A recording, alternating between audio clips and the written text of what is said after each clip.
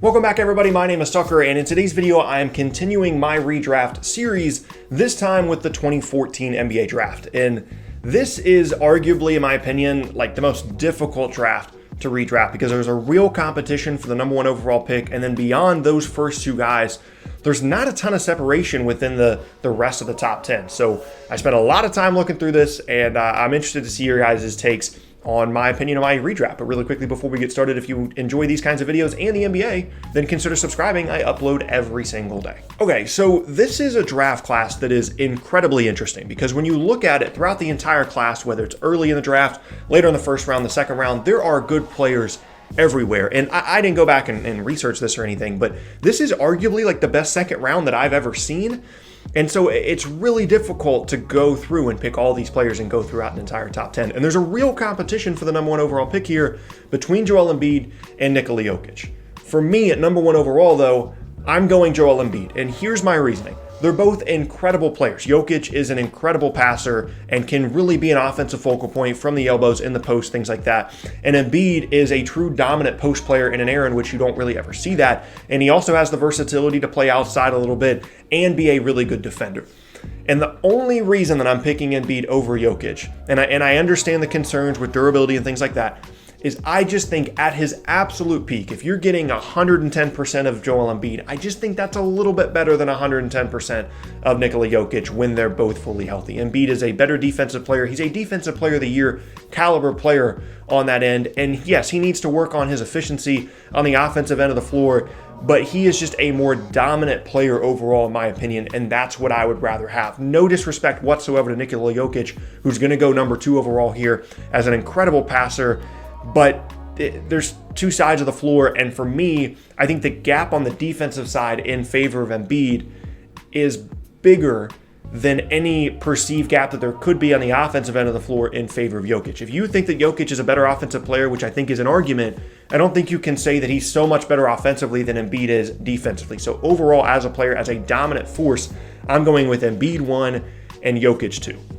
Now, I don't want to spend the entire video talking about that argument because I feel like that's what, a lot of people are going to try and do. I want to move on to the rest of the class now with that set at 1 and 2 because this is really, really difficult. And I set this in stone and then I went back and I tinkered with it and I keep moving these players around. And I honestly think that there's an argument to be made that the player that I put at 6 could be at 3 and 3 could be at 6 and 4 could be at 8. There's a whole bunch of different things you could do here.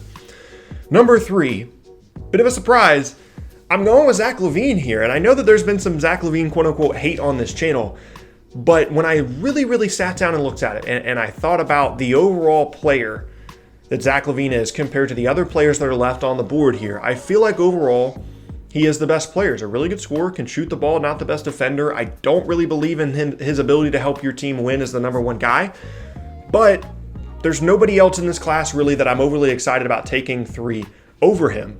And so somewhat surprisingly, Zach Lavine is going to go number 3 overall here. And now we get to number 4. And for me, I'm going to go Marcus Smart. And this is kind of if you look at his stats, they don't seem great, but he makes winning plays, really good defender type of pick that maybe some people expected me to make at number 3 overall. And I honestly think that you can make an argument for Marcus Smart to be the 3rd pick in this draft because of all the things that he does intangible-wise, because of how good of a piece he is for Boston. But I'm going to take the offensive upside of Lavine a little bit more at number 3 overall, but you can't really go wrong here with Marcus Smart at 4, in my opinion. And so from there, I think that there's a little bit of a gap when you go from Embiid to Jokic gap and then Lavine to Smart gap, because the rest of these guys, you could really order this however you want.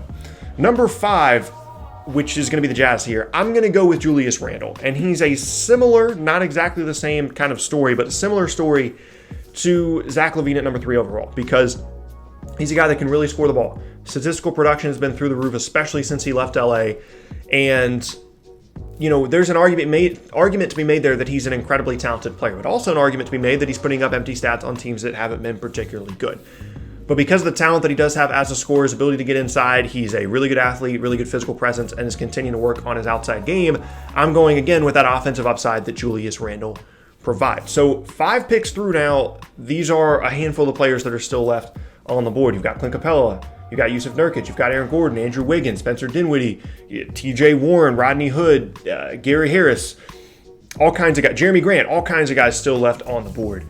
Number 6 overall, which was originally Marcus Smart, I'm going with Spencer Dinwiddie here. Another pick that is just, the offensive upside. Spencer Dinwiddie can be a 20-point-per-game scorer for your team and has good size as well. Isn't a great defender, but can at least hold his own on that end because he does have the size to make some things work. And originally the 38th overall pick in this draft has developed into a really, really nice piece for the Nets. And like in a different situation, the team wouldn't be great, but in a different situation, if you're asking Spencer Dinwiddie to be in a Zach Lavine type role in the Bulls, I think that he could do some things. I think he could average 20 points per game, and depending on the team success, the pieces around him, I think he could potentially be like an all-star caliber guy in a different situation. So I'm putting him at number 6 overall. Number 7 now is going to be Aaron Gordon, who was originally selected number 4. And I like the two-way versatility. I don't think that he's been in a great situation at all in Orlando for pretty much his entire career. I think he's a really good 4, potential small ball 5 as well. Outstanding athlete, continues to work on the skills part of his game, continues to grow as a three-point shooter, as a playmaker, as a driver. But I just think that versatility on both ends of the floor does a lot of things for Aaron Gordon in this redraft in terms of kind of a plug-and-play situation. You can kind of put him anywhere you want to. And I think that's a huge benefit for him going number 7 overall. Next up now, number 8. And I originally had this player at number 10, but then I thought about it and I moved them up a little bit. It's going to be Andrew Wiggins, number 8 overall, the original number 1 overall pick, and a guy that when he first came in the league was scoring the ball really well. Once Jimmy Butler showed up, that kind of went away and now is in a new situation in Golden State.